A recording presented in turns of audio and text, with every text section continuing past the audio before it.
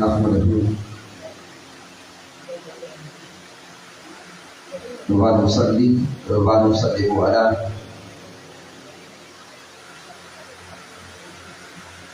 سيدنا ومولانا محمد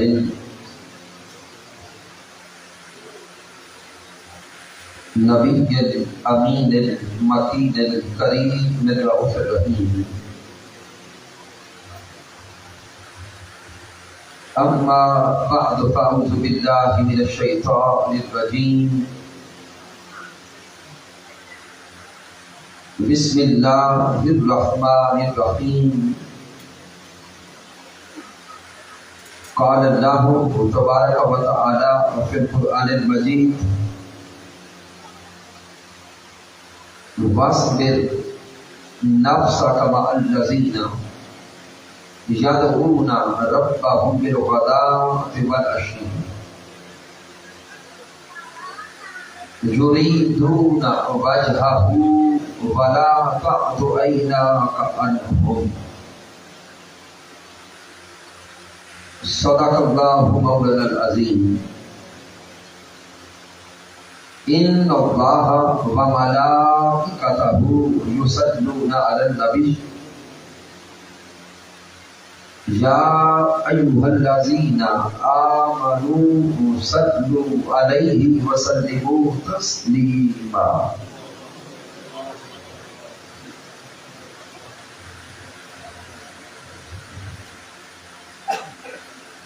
اللہ رب العزت کی توفیق سے اور تاجدار کائنات صلی اللہ علیہ وآلہ وسلم کے نعرے پاک تصدق سے تحریک منہاج القرآن واہ کینٹ کے زیر اہتمام ہم ماہ ربیع الثانی میں ماہانہ درس عرفان القرآن کی اس بابرکت باسعادت روحانی اور تربیتی نشست میں حاضر ہیں. اس درس عرفان القرآن کے انعقاد پر مبارکباد پیش کرتا ہوں تحریک منہاج القرآن کے جملہ قائدین اور کارکنان کو، جملہ فورمز کے قائدین و کارکنان، منہاج القرآن علماء council, Minhaj ul-Quran youth league, مستقبی اسٹوڈنٹس موومنٹ، پاکستان عوامی تحریک اور منہاج القرآن ویمن لیگ کی مائیں، بہنیں اور بیٹیاں، آج کے درس عرفان القرآن میں تشریف لانے والے جمیع علماء کرام، مشائخ نظام، دیوان گان مصطفیٰ صلی اللہ علیہ وآلہ وسلم کو خوش آمدید کہتے ہیں. سامعین محترم، ماہ ربیع الثانی یہ حضور غوث الاعظم حضرت شیخ عبد القادر جیلانی رضی اللہ تعالی عنہ کی نسبت والا مہینہ ہے.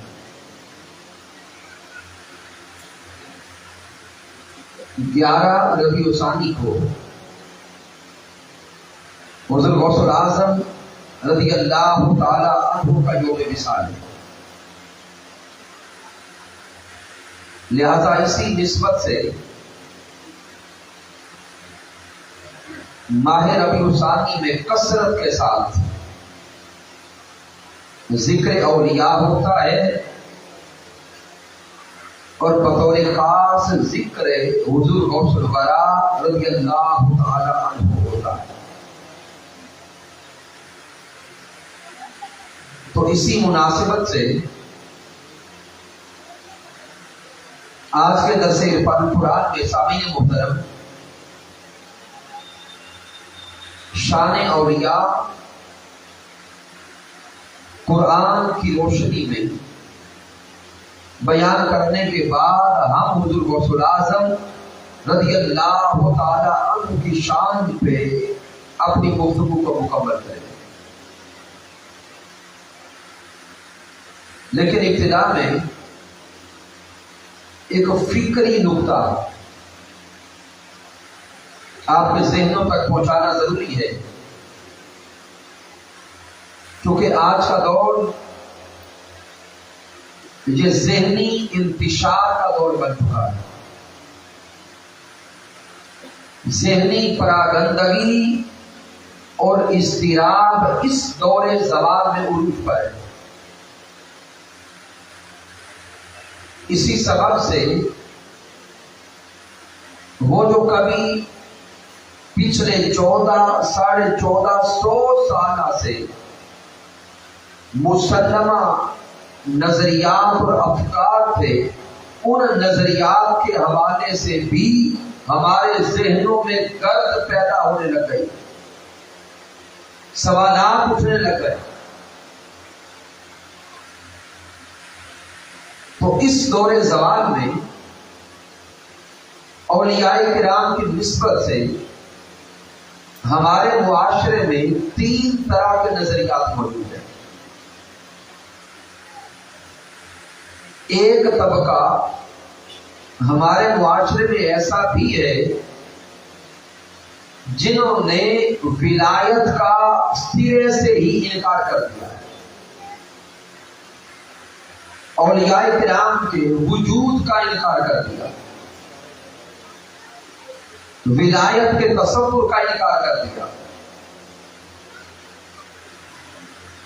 اور سامعین محترم، یہ اولیاء کرام کا انکار کرنے والا جو طبقہ ہے، انہوں نے اس دور میں سب سے زیادہ متاثر ہماری نوجوان نسل کو کیا.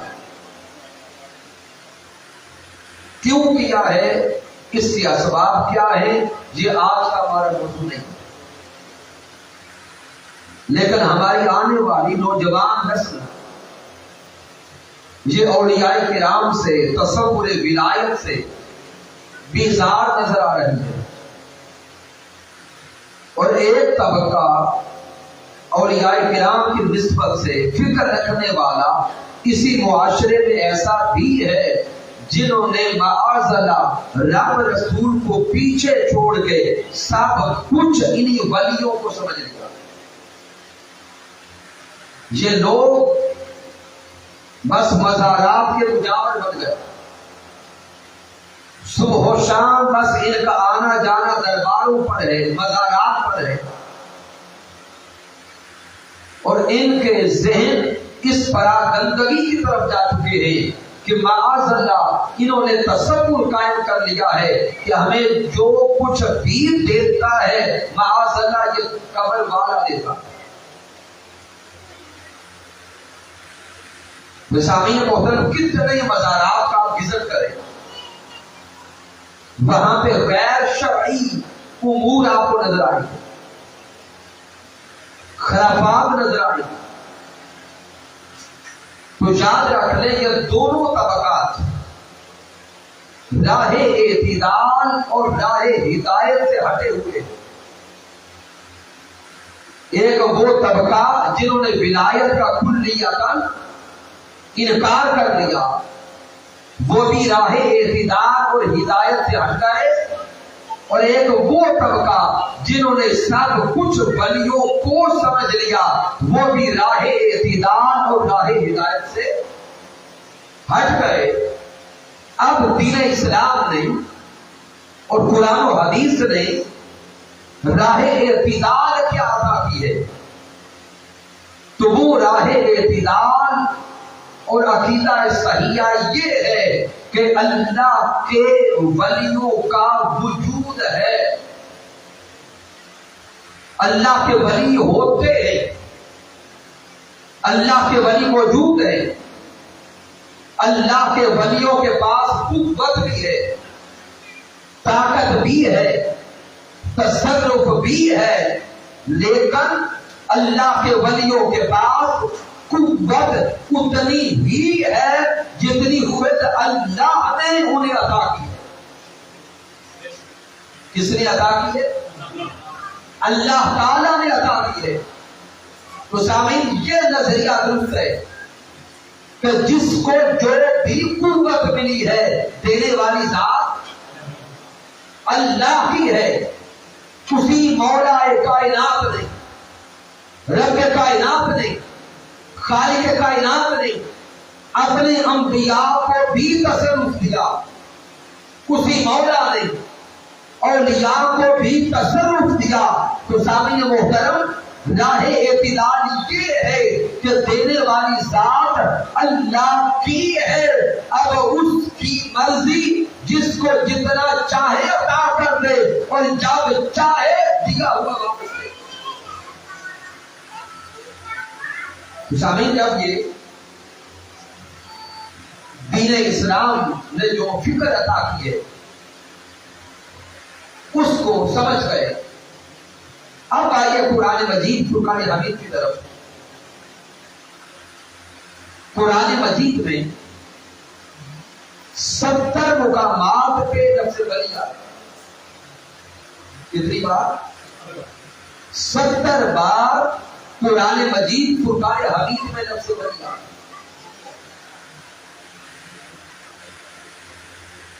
آج آپ کو قرآن مجید فرقان حمید کی ایک ایسی سورت کی طرف کو توجہ کرنا چاہتا ہوں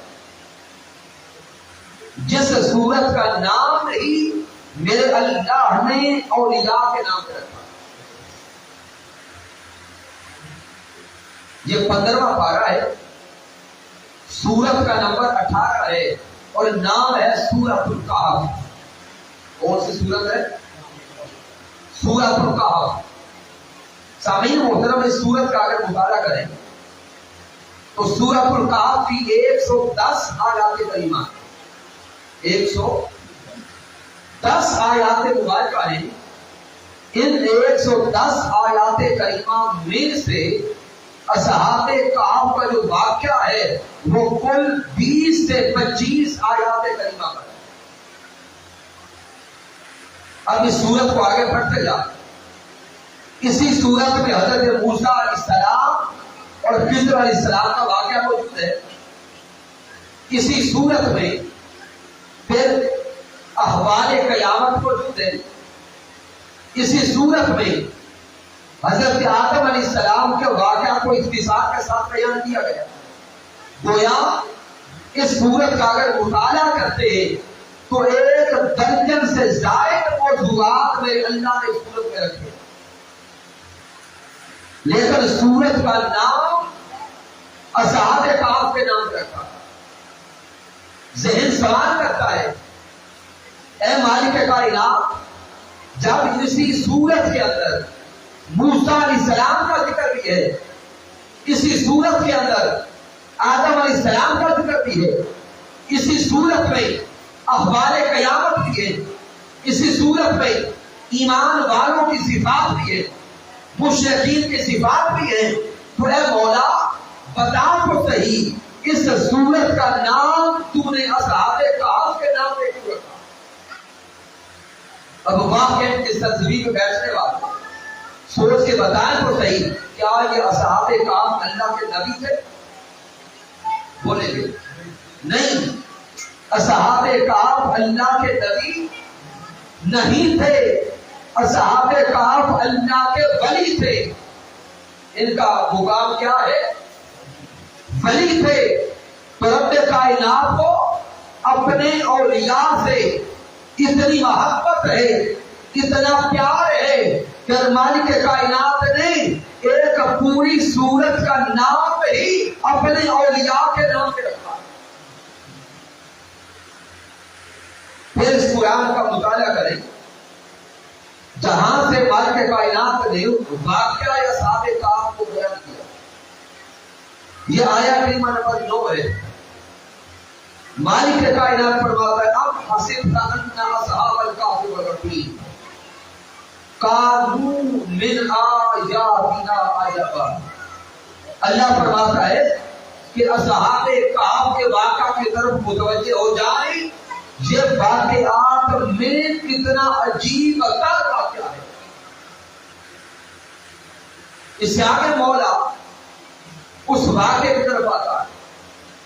اس اول فتیا کو کہا کہ جب وہ چند جوان بستی کو چھوڑ کر غار کی طرف روانہ ہو گئے تو جب وہ اللہ کے خاص بندے ظالم جابر بادشاہ سے بچنے کے لیے غار کی طرف روانہ ہو گئے.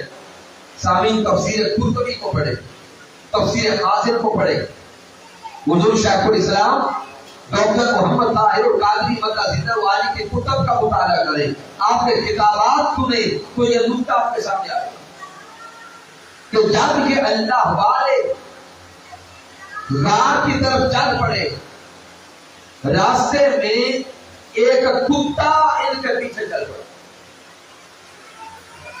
ان اللہ والوں نے کتے کو پتھر مارے, اس کتے کو بتانا چاہا. کتا رب کی بارگاہ میں عرض کرتا ہے, مولا مجھے ایسی زبان عطا کر کہ میں تیرے ولیوں سے کچھ باتیں کروں. مالک کائنات نے کتے کو زبان دی اور کتا زبان حال سے ان اولیاء سے بول کے کہتا ہے, اے اللہ والو مجھے پتھر کیوں مارتے ہو؟ تو وہ اللہ والے کہتے کہ ہم ظالم جابر بادشاہ سے چھپنا چاہتے. تو ہے کتا, تیرا کام ہے بھونکنا, اگر تو ہمارے ساتھ ہوا تو بھونکے گا, ہم پکڑے جائیں گے. وہ کتا رب کی عطا کردہ زبان سے بول کے کہتا ہے, اے اللہ والو میں نسل کتا ضرور ہوں, نسل کتا ضرور ہوں, لیکن میں نے اللہ والوں پہ بھونکنا چھوڑ دیا. مجھے اپنی صحبت دے دو, اپنی سنگت دے دو. جب کتے نے بھونکنے کی کثرت چھوڑ دی تو اللہ والوں نے کتے کو صحبت دے دی. اب قرآن مجید کا مطالعہ کریں. وہ اللہ کے ولی غار کے اندر لیٹے, ان کا کتا غار کے دروازے پہ بیٹھا. مالک کائنات نے اولیاء پہ نیند تاری کر دی. وہ اللہ والے غار کے اندر سوئے, ان کا کتا غار کے دروازے پہ سویا. 309 سال میرے اللہ نے انہیں غار میں نیند عطا کر کے رکھی. اور 6 مہینوں کے بعد میرا رب اپنے اولیاء کی کروٹ بدلتا تھا. غار کے اندر اولیاء کی کروٹ بدلی جاتی, اولیاء کی صحبت کے فیض سے غار پہ لیٹے اس کتے کی کروٹ میں بدلی جاتی. میں سامعین محترم اس سے آگے قرآن پڑھے. مالک کائنات نے 4 بار اس کتے کا ذکر قرآن مجید میں کیا. کس کا ذکر؟ کتے کا ذکر. سامعین محترم من آیاتنا عجبا. اب غور تو کریں کتنے تعجب کی بات ہے کتا لیکن رب کے کلام کا موضوع بن جائے. اور کس انداز سے میرا رب کتے کا ذکر کرتا ہے. میرا مالک فرماتا ہے کہ بعد کے زمانے میں لوگ اصحاب کہف کے عدد پہ بات کریں گے کہ وہ کتنے تھے. مالک فرماتے ہیں آیت کریمہ نمبر 23 کا مطالعہ کریں, 22 کا مطالعہ کریں. مالک فرماتے ہیں سیقولون ثلاثۃ, کہ بعد کے زمانے میں بعض لوگ کہیں گے کہ اصحاب کہف 3 تھے. کون کہیں گے؟ بندے کہیں گے, لوگ کہیں گے کہ اصحاب کہف 3 تھے. رابعہم کلبہم, اگر اصحاب کہف 3 تھے تو ساتھ چوتھا ان کا کتا تھا. وَيَقُولُونَ خَمْسَةٌ, بعض لوگ کہیں گے کہ اصحاب کہف 5 تھے, اگر وہ 5 تھے سادسہم کلبہم تو چھٹا ان کا کتا تھا. وَيَقُولُونَ سَبْعَةٌ, بعض لوگ کہیں گے اصحاب کہف 7 تھے, وَثَامِنُهُمْ كَلْبُهُمْ, اگر اصحاب کہف 7 تھے تو 8واں ان کا کتا تھا. انسان کا ذہن حیرت میں گم ہو جاتا ہے، مولا تجھے کیا حاجت تھی کہ اس کتے کے ذکر کو یہاں ساتھ جوڑ کے لاتا؟ پھر صرف ایسے نہیں، اب اللہ والے غار کے اندر تھے، ان کا کتا غار کے دروازے پہ بیٹھا ہے۔ اب کیسے بیٹھا ہے؟ اللہ نے اس کتے کے بیٹھنے کا انداز بھی قرآن میں بیان کیا۔ سامعین، آج کے دور میں کتے پالنے والے لوگ لاکھوں لاکھوں روپے کے کتے خرید کے لاتے ہیں، بڑے شوق سے رکھتے ہیں، لا کر کبھی کوئی توجہ نہیں کرتا کہ کتا اٹھتا کیسے ہے یا بیٹھتا کیسے ہے۔ بھی کتا ہے، جیسی اس کی فزیک ہے، جیسا جسم ہے، اسی طرح اٹھے گا، بیٹھے گا، چلے گا، دوڑے گا۔ لیکن قربان جانے مولا کے کلام پر رب فرماتے ہیں وَقَلْبُهُمْ بَاسِطٌ ذِرَاعَيْهِ بِالْوَسِيدِ کہ ان اصحاب کہف کا کتا غار کے دروازے پر اگلے دونوں بازو پسار کے بیٹھا تھا۔ اور سامعین توجہ طرف رکھتا ہے، آئیے غور و فکر کریں اور سوچیں تو صحیح، کیا قرآن کتے کا ذکر کرنے آیا ہے؟ قرآن کے نزول کا مقصد کیا ہے؟ قرآن اترا ہے ہدایت انسانی کے لیے، قرآن اترا ہے قیامت تک انسانوں کو راہ ہدایت عطا کرنے کے لیے۔ سارے کا سارا قرآن ہدایت ہے، قرآن کا لفظ لفظ ہدایت، قرآن کا ایک ایک نقطہ ہدایت، قرآن کی حرکات میں زیر زبر پیش شد مد جزم ہر حرکت میں بھی رب کی طرف سے ہدایات موجود ہیں۔ تو پھر سوچنا پڑے گا، میرا رب جو سورۃ الکہف میں 4 بار کتے کا ذکر کرتا ہے، مولا بتا تو صحیح اس کتے کا ذکر کرنے میں کیا ہدایت چھپی ہے؟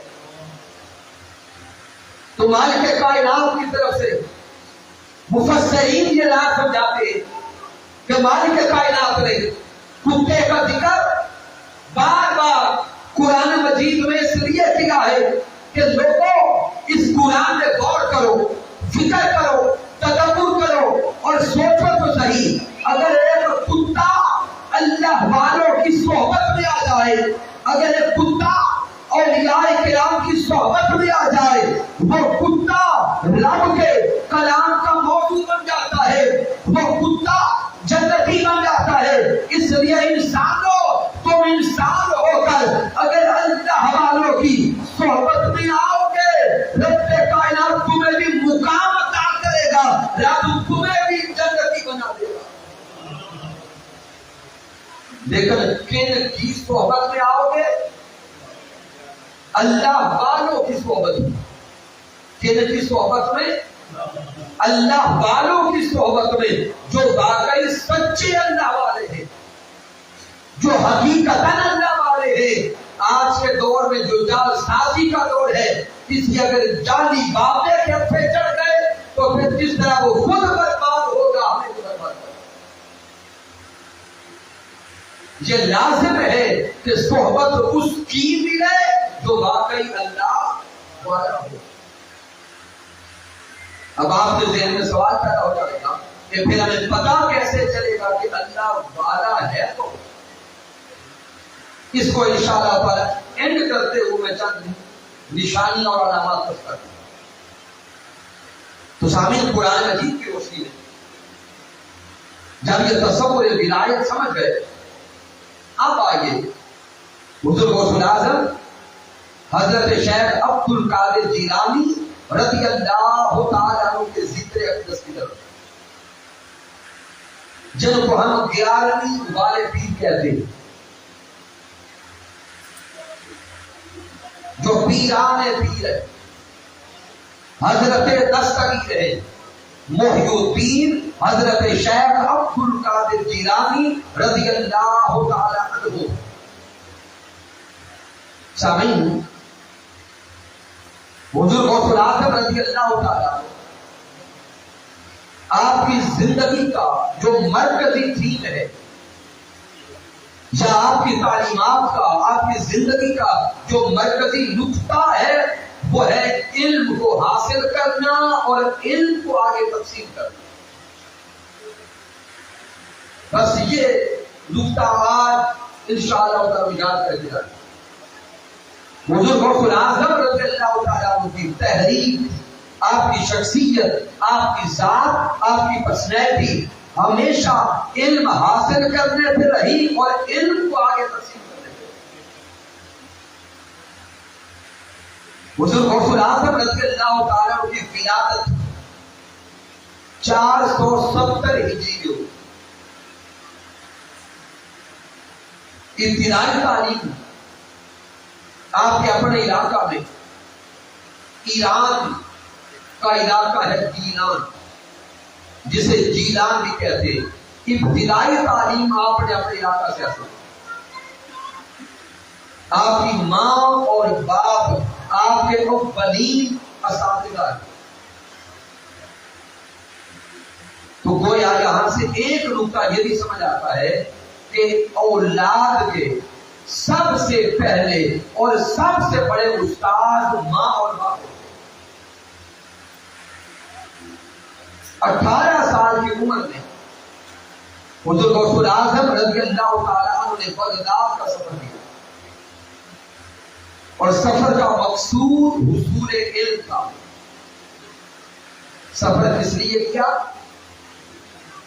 جوان بیٹے بولے بھی علم کو حاصل کرنے کے لیے بغداد تشریف لائے. 20 سال علم حاصل کرنے میں لگا. کتنے سال؟ 20 سال علم کے حصول میں لگا ہے. ان 20 سالوں میں علم ظاہر بھی حاصل کیا، علم باطن بھی حاصل کیا. اب 18 پلس 20 کرے کتنے ہو گئے؟ 38 سال. گویا حضور غوث الاعظم کی زندگی کے یہ پہلے 38 سال حصول علم پہ لگے.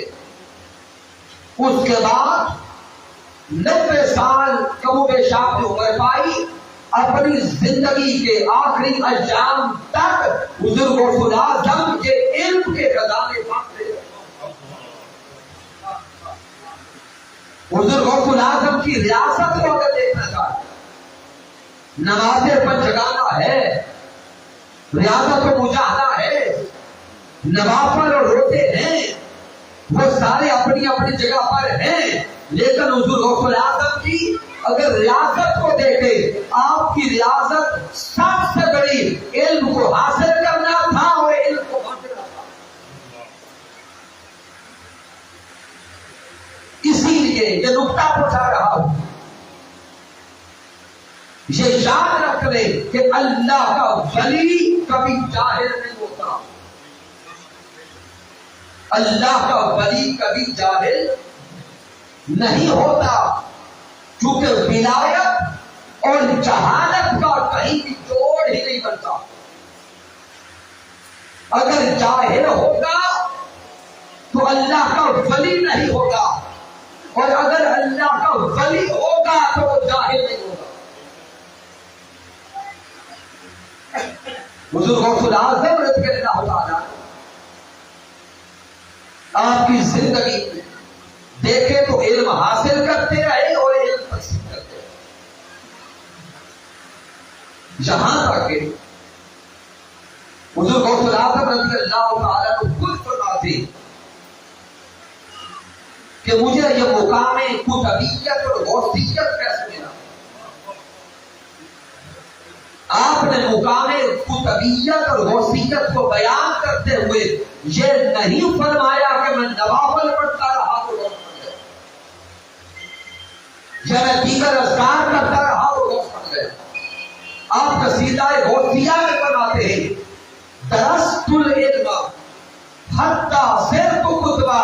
آپ فرماتے ہیں کہ علم حاصل کرتا رہا اور علم کا مسافر رہا. علم کے میدان میں سفر کرتے کرتے رب کائنات نے مجھے غوث اور کتب کا مقام عطا کر دیا.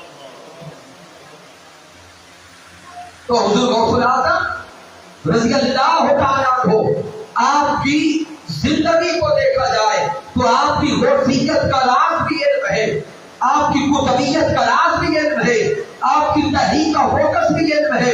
اس لیے جس کا تعلق، جس کا رشتہ حضور غوث اعظم رضی اللہ تعالیٰ عنہ آپ کی ذات سے ہے، اسے چاہیے کہ جس طرح حضور غوث اعظم علم کے میدان کے مسافر تھے، علم کا چاہنے والا بھی علم کے میدان کا مسافر بن جائے۔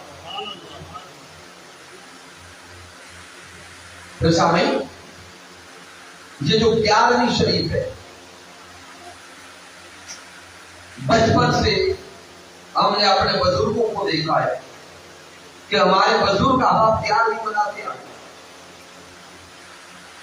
اور آج تو 11ویں کا تصور اور نقشہ ہمارے ذہن میں بن چکا ہے کہ چاند کی 11ویں کو اسپیکر کھولا جائے، ہمارے گاؤں کے جو حالات ہیں، فنڈ اکٹھا کیا جائے یا لوگوں سے کچھ کلیکشن کی جائے، کچھ ایک دو دے کے پکائی جائے، کچھ خود کھایا جائے، محلے میں بانٹا جائے اور اعلان ہو جائے کہ 11ویں ہو گئے۔ یہ 11ویں شریف کا حقیقی تصور نہیں ہے، تو پھر کیا ہے؟ تو سامعین، حضور غوث اعظم رضی اللہ تعالیٰ عنہ آپ ہر روز اپنے اسلامک سینٹر میں 13 کتابیں خود پڑھایا کرتے تھے۔ 13 کتب کے لیکچرز حضور غوث اعظم اپنے اسلامک سینٹر میں خود ہر روز دیتے تھے۔ تو سامعین، وہی حضور غوث اعظم جن کی نسبت سے اور جن کا نام لے کر آج کے دور میں بڑے بڑے پیر بن چکے ہیں۔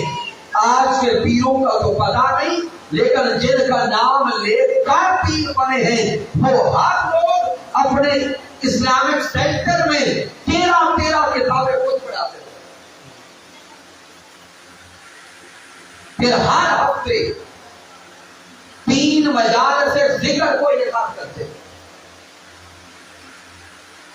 ہر جمعرات، جمعہ اور پیر یہ مجالس ذکر ہوتی ہے۔ پھر حضور غوث اعظم ہر مہینے چاند کی 11ویں کو، اب یہ 11ویں کا تصور آ گیا، ہر مہینے چاند کی 11ویں کو حضور غوث اعظم بڑے پیمانے پر مجلس علم کا انعقاد کرتے ہیں، جس میں دور و نزدیک سے طالبین علم چل کے آتے اور آخری سالوں تک آپ کی شہرت کا عالم یہ تھا، اور آپ کے اسٹوڈنٹس اور طلباء اور تلامذہ کا عالم یہ تھا کہ آخری سالوں تک 70 ہزار طلباء 11ویں کی رات آپ کی مجلس میں بیٹھتے اور آپ ساری رات بیٹھ کے قرآن و حدیث پڑھایا کرتے۔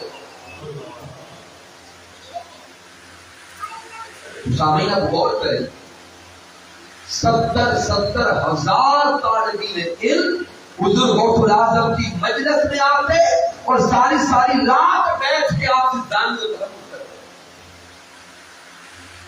یہی سبب ہے کہ حضور غوث اعظم کے اگر شاگردوں کی سب کو دیکھیں، اس دور کے بڑے بڑے محدثین آپ کے شاگرد ہیں، مفسرین آپ کے شاگرد ہیں، فقہا آپ کے شاگرد ہیں، یہاں تک کہ اس دور کے حضرت امام ابن الجوزی امام تفسیر وہ بھی آپ کی بارگاہ میں آتے، حضرت امام یحییٰ بن نجار آپ کی بارگاہ میں بیٹھا کرتے، حضرت امام جعفری آپ سے استفادہ کرتے تھے۔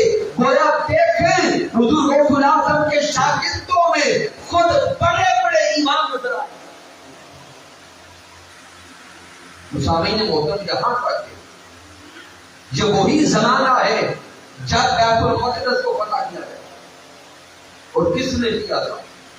حضرت سلطان صلاح الدین ایوبی رحمۃ اللہ تعالی، حضرت سلطان صلاح الدین ایوبی کی جو فوج تھی اس میں آدھے سے زیادہ لوگ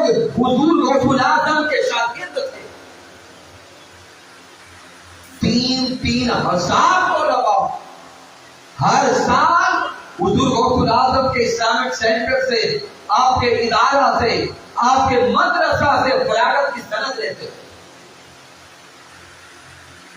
मुसामिन मोहतरम, अब कई आप सोच रहे होंगे कि अल्लामा साहब ने तो 11वीं को जोड़ दिया है मजालस इल्म के साथ,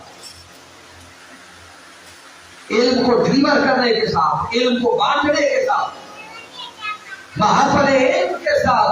तो कई सोच रहे होंगे कि फिर हमारी देखे किधर गए, वो हमारे खाने खिलाने के चक्कर का गए। अब सामीन मोहतरम, जब हुजूर गौसुल आजम की बात करते हैं 70 हजार उलमा 11वीं की रात इल्म हासिल करने आते, तो उनके लिए रात का खाना और सहरी का एहतिमाम वहीं पे होता था। अब सोचेंगे अगर कसीर लोगों के लिए खाने का और सहरी का एहतिमाम होगा तो क्या बस 1-2 देके पकेगी? नहीं, वो एक पूरे का पूरा लंगर खाना था, वो एक पूरे का पूरा मैनेज सिस्टम था, एक पूरा निजाम था। एक तरफ हुजूर गौसुल आजम सारी रात लोगों को कुरान पढ़ाते, हदीस पढ़ाते, उलूम तसव्वुफ पढ़ाते। दूसरी तरफ उन तालिबीन इल्म के लिए खाना तैयार होता, सहरी का एहतिमाम होता। आज शून्य किस्मत हमारे लोगों को और हमारे तबके को वो पख्ती देख के तो याद रह गई हुजूर गौसुल आजम का सारी रात कुरान और हदीस पढ़ाना भूल गए। जब से इल्म से रिश्ता तोड़ा है, उसी दिन से दूसरे तबकात हम पे सवालात भी करते हैं, एतराज़ात भी करते हैं, लेकिन उन्हें जवाब देने के लिए हमारे पास जुमले शुरू।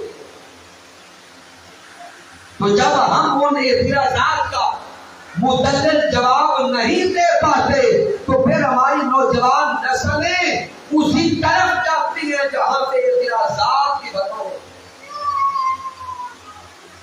ये सबब है कि हमारी नौजवान नस्ल को और या से बेजार तबके ने मुतासर कर दिया।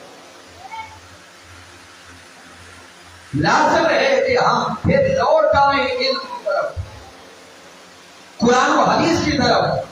ये अल्लाह का करम हुआ कि मालिक कायनात ने इस सदी में हमें मुजद्दिद वक्त हुजूर शाइखुल इस्लाम डॉक्टर मोहम्मद ताहिरुल कादरी जैसी हस्ती अता की है, जिस शेख ने हमारा कमजोर ताल्लुक फिर कुरान से जोड़ा है, हमारा कमजोर ताल्लुक फिर साहिब कुरान से जोड़ा है।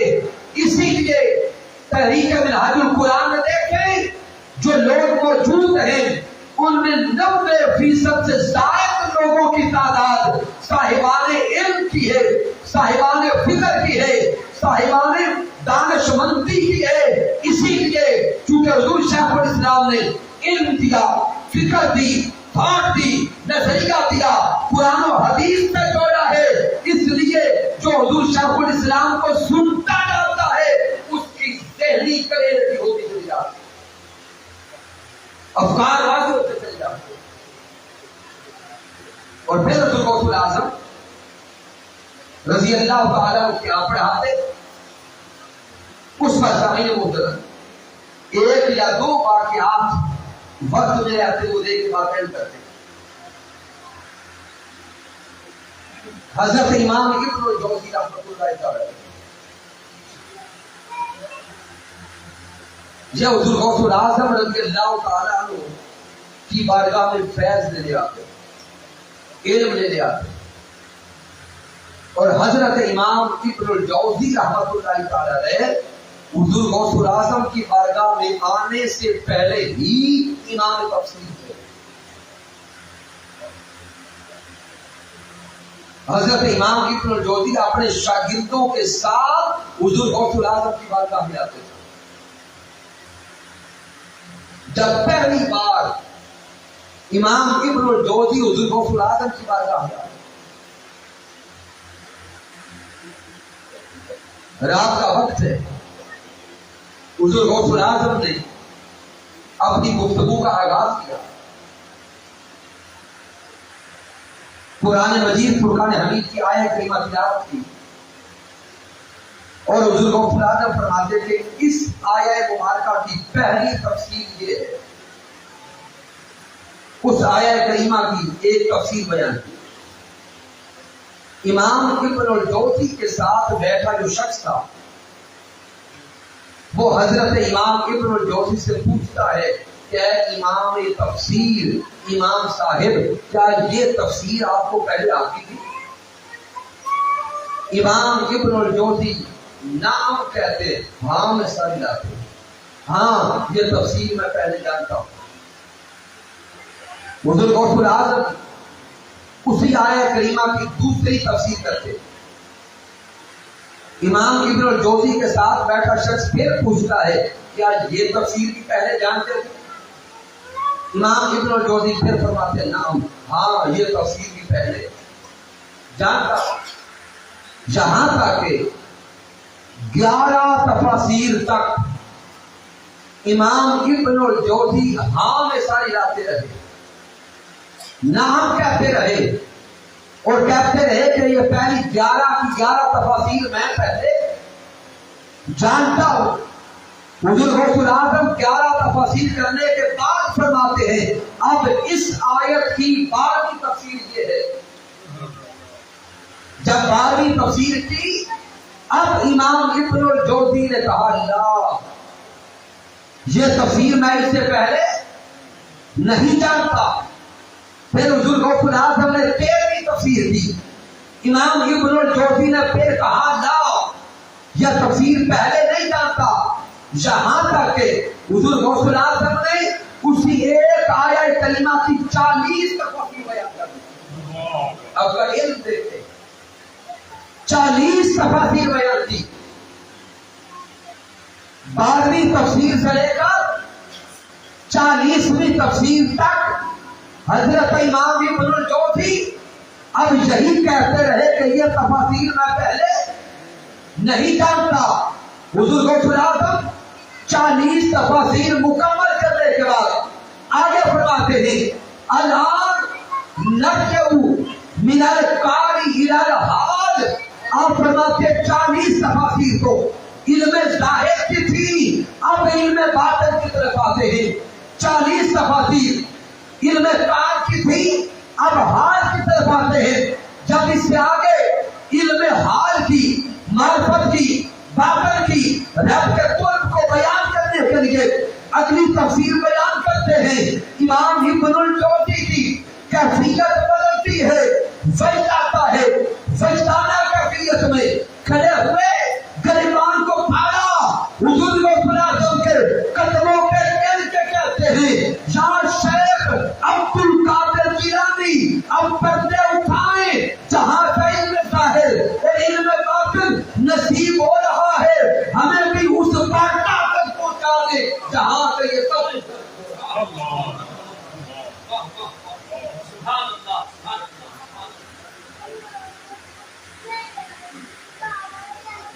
تو سامعین محترم، یہ حضور غوث الاعظم رضی اللہ تعالیٰ عنہ کا علمی مقام ہے، آپ کا علمی مرتبہ ہے۔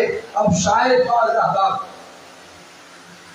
یہ سوچنے لگ گئے ہو کہ ایک ہی آیت کریمہ کی 40 سے زائد تفاسیر، تو سامعین وہ تو حضور غوث الاعظم ہے۔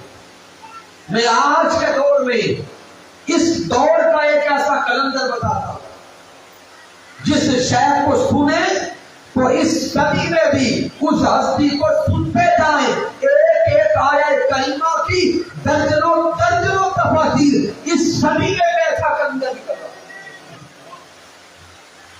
حضور شیخ الاسلام ڈاکٹر محمد طاہر القادری مدد ضلع والی کے خطابات کو سنے، 10,000 کے قریب آپ کے خطابات ریکارڈڈ ہیں، 10,000 سے زائد موضوعات پر ہیں۔ ان کو دیکھتے جائیں، سنتے جائیں، انسان مست ہو جاتا ہے کہ یہ علم کہاں سے رہا، علم کا مرکز کیا ہے، علم کا مرکزی مقام کیا ہے۔ تو حضور شیخ الاسلام کو آج کے دور میں سنتے ہوئے دل یہی کہتا ہے کہ یہ علم حضور غوث اعظم حضرت شیخ عبد القادر جیلانی کا ہے، جو خزانہ اس صدی میں حضور غوث اعظم نے حضور شیخ الاسلام ڈاکٹر محمد طاہر القادری کو اور ضمن جملہ کیا ہے، حضور شیخ الاسلام نے قرآن مجید کی جو تفسیر مکمل کی ہے وہ ایک نہیں 5 مختلف جہاد کی تفسیر مکمل کی، گویا آیا کریمہ ایک ہے اور 5 تفاسیر اسی ایک آیا کریمہ کی مختلف انداز میں کر کے آپ نے ریٹن شکل میں انشاءاللہ تعالی وہ دے دی۔ ابھی آغاز میں عربک میں ہے، انشاءاللہ تعالی جلدی اس کے تراجم بھی ہو رہے ہیں، تراجم ہو کے جب آپ کے سامنے آئیں گے تو انسان کی عقل تنگ رہ جاتی ہے کہ ایک ہی بندے کو اللہ نے اتنا علم، فہم، غور، فکر، تدبر کیسے دیا ہے کہ ایک ہی آیت کو پڑھتا ہے اور کتنے انداز سے تفسیر کرتا ہے۔ پھر حضور شیخ الاسلام کا قرآن کی انسائکلوپیڈیا دیکھیں، ہے وہی ہے قرآن کی انسائکلوپیڈیا کا مطالعہ کریں، 5000 سے زائد موضوعات آپ نے قرآن مجید سے نکال کے اس انسائکلوپیڈیا میں جمع کر دیا۔ پھر اس انسائکلوپیڈیا کا بنظر عمیق مطالعہ کریں، ایک سوئی کے علم سے لے کر ایک چیونٹی کے چلنے کے علم سے لے کر بگ بینگ تھیوری تک، سائنسی علوم بھی اور ظاہری علوم بھی، معاشی علوم بھی، اخلاقی علوم بھی، اعتقادی علوم بھی، یہ سارے کے سارے علوم آپ نے اسی قرآن سے انسائکلوپیڈیا میں جمع کر دیا۔ یہ میں نے چند وضاحتی جملے اس لیے دیے ہیں کہ کسی کا ذہن اٹک نہ جائے کہ ایک ہی آیت کی 40 سے زائد تفسیر کیسے ہو جائے۔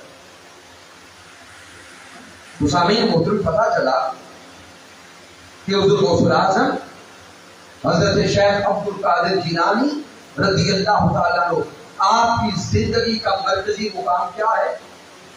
علم۔ مرکزی پوائنٹ کیا ہے؟ علم۔ علم حاصل کرنا اور علم آگے تقسیم کرنا۔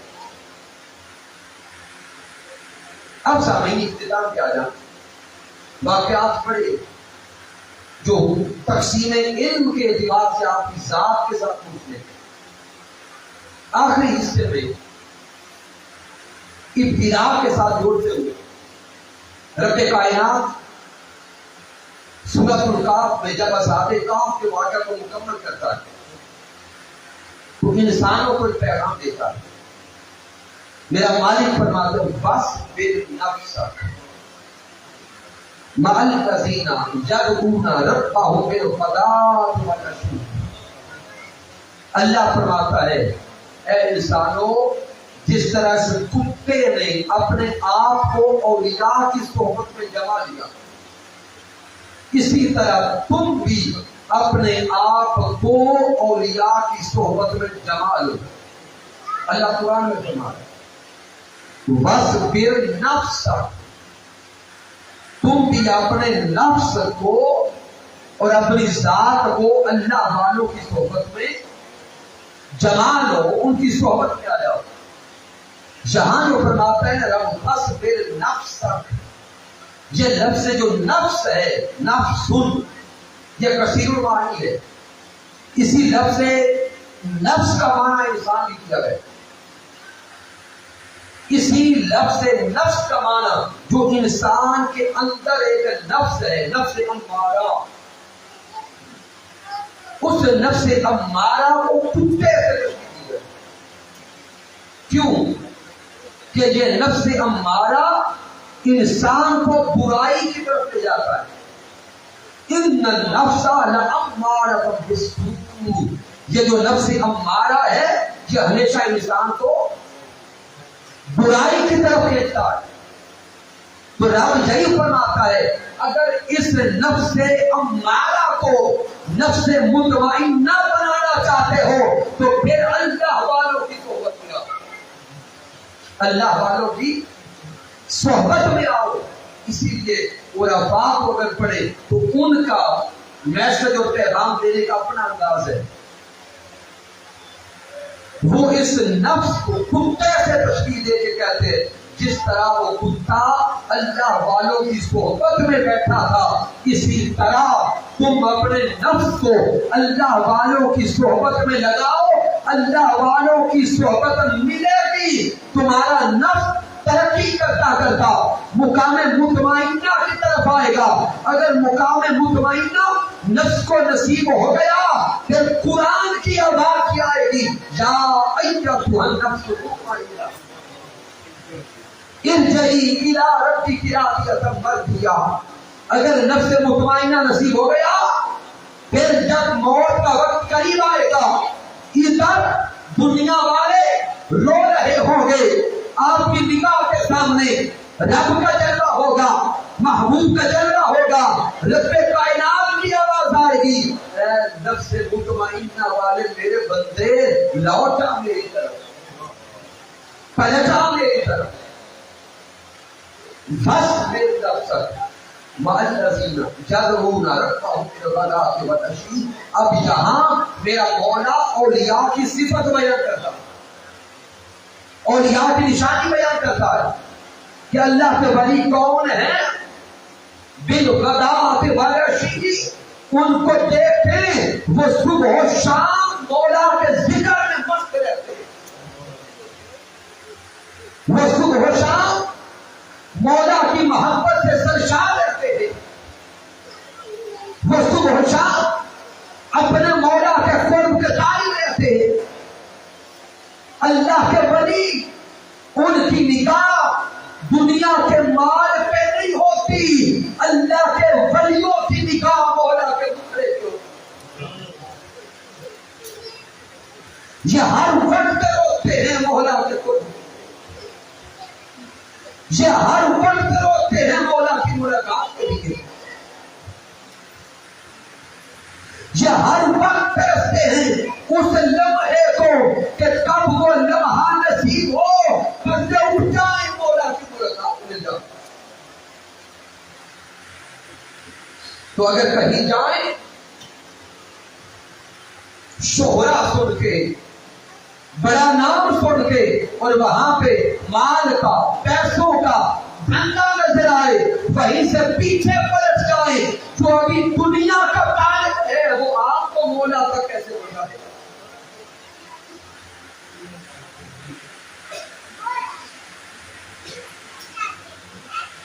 پھر سامعین محترم اولیاء کی اور نشانیاں کیا ہیں؟ دو نشانیاں اس سے پہلے میں عرض کر چکا کہ اللہ کا ولی کبھی جاہل نہیں ہوتا علم نافع کا مالک ہوتا. پھر اللہ کا ولی دنیا کے مال کا طالب نہیں ہوتا. اس سے آگے غور کریں میرے آقا نے فرمایا کہ اللہ کا ولی کون ہے. آقا فرماتے ہیں اللہ کا ولی وہ ہے جس کا چہرہ دیکھیں تو رب یاد آئے. جس کا چہرہ دیکھے تو اللہ یاد آئے. جس کی صحبت میں بیٹھے آخرت کی فکر لگ جائے اور جس کا کلام سنے تو ہدایت نصیب ہو جائے وہ اللہ کا ولی. تو گویا جوانوں اور واقع کی سرزمین پر بیٹھنے والوں آج کے درس عرفان قرآن میں اولیاء کی 5 نشانیاں ہم نے دیکھی. ایک نشانی کہ جس کا چہرہ دیکھے تو اللہ یاد آئے. جس کی صحبت میں بیٹھے تو آخرت کی فکر لگ جائے. جس کا کلام سنے تو ہدایت نصیب ہو جائے. یہ 3 نشانیاں الگ ہیں. پھر اسی طرح اللہ کا ولی دنیا کے مال کا طالب نہیں ہوتا وہ رب کی ملاقات کا طالب. اللہ کا ولی کبھی جاہل نہیں ہوتا. اللہ کا ولی علم نافع کا مالک ہوتا. تو سامعین محترم آئیے اپنی زندگیوں میں تبدیلی لانے کے لیے اللہ والوں کی صحبت میں آئے. جن کو واقعی اللہ کا قرب حاصل ہے. اور یہ جو ساری نشانیاں میں نے عرض کی ہے، اگر اس دور میں کسی ایک شخصیت پر دیکھنا چاہتے ہیں تو اللہ کی عزت کی قسم ہم نے یہ ساری نشانیاں اپنی آنکھوں سے اپنے شیخ حضور شیخ الاسلام ڈاکٹر محمد طاہر القادری مدثر والے کے ساتھ میں دیکھی.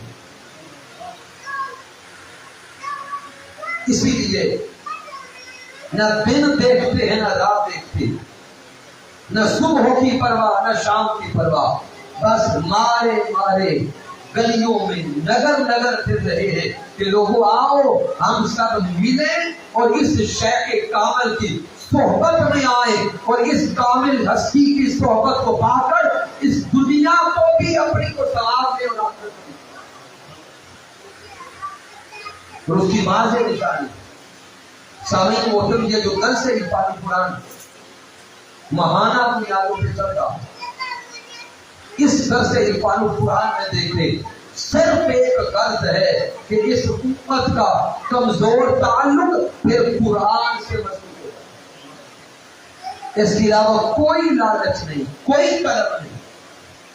اور اس سے آگے بڑھ کے اگر دیکھیں تو آپ کے کافر کی اسی سرزمین پر ہر سال 12 بے سہارا بیٹیوں کی شادی کا اہتمام ہوتا ہے. کیا ہوتا ہے آپ دیکھتے ہیں، آپ شامل ہوتے ہیں تو سامنے غور تو کریں یہ موٹیویشن کہاں سے آئی، یہ چین کہاں سے چلی، اس فلاحی کام کا آغاز کہاں سے ہوا. مرکز منہاج القرآن حضور شیخ الاسلام ڈاکٹر محمد طاہر القادری مدثر القادری نے پہلے خود کیا پھر مرکز پہ کلایا. اب وہیں سے یہ ترغیب آگے چلی اور پورے پاکستان میں کتنے سینٹرل پوائنٹس پر درجنوں بیٹیوں کی شادیاں ہر مہینے اور ہر سال کی جاتی.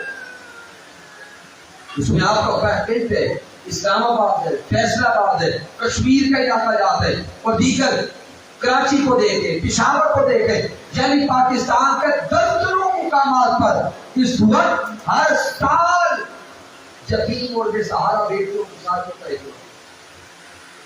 ویلفیئر کے دیگر پروجیکٹس اپنی جگہ پہ چل رہے ہیں اور پوری دنیا میں جہاں بھی کوئی ڈیزاسٹر آتا ہے، کوئی زلزلہ ہو، کوئی حادثہ ہو، تو سب سے پہلے پہنچنے والی ویلفیئر منہاج گھر سے پہنچنے والی. سامعین محترم یہ بے سہارا بیٹیوں کی شادیوں کا اہتمام پچھلے مسلسل کئی سالوں سے آپ لوگ خود کر رہے ہیں. تحریک منہاج القرآن کے قائدین کا گناہ کر رہے ہیں اور یقیناً آپ سب لوگ مل کے اس میں حصہ ڈالتے ہیں تو اتنا بڑا پروجیکٹ ہو جاتا ہے. ایک بیٹی کی شادی پر جہیز پر کم و بیش 4 سے 5 لاکھ روپے کا جاتا ہے. 12 بیٹیوں کی شادیاں ہیں تو گویا 50 سے 60 لاکھ روپے کا یہ پروجیکٹ ہے جو ہر سال استقامت کے ساتھ ہے. تو اس میں یقیناً آپ پہلے بھی حصہ ڈالتے ہو.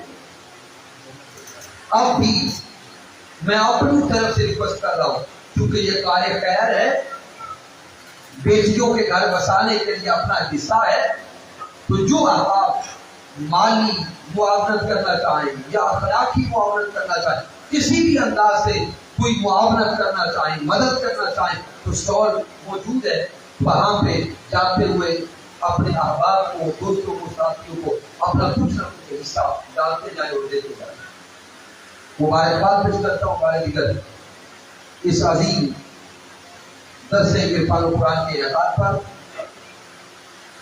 فی محمد سے وفا سے تو ہم تیرے ہیں، یہ جہان چیز کیا لو ہو قلم تیرے ہیں. میں نے جو کچھ بیان کیا اگر اس میں کوئی کمی ہے، کوئی کچی ہے، کوئی غلطی ہے تو مجھے ناچیز کی طرف سے رب کائنات معاف فرمائے. اگر اس میں کوئی اصلاحی کمال ہے تو اللہ کی عزت کی قسم میرا کوئی کمال نہیں، یہ اللہ کا کرم ہے، آقا علیہ السلام کی رحمت ہے۔ اور میرے قائد، میرے مربی، میرے استاذ حضور شیخ الاسلام ڈاکٹر محمد طاہر القادری مدد اللہ علیہ کی صحبت کا فیضان ہے، وبا علینا الا البلاغ المبین۔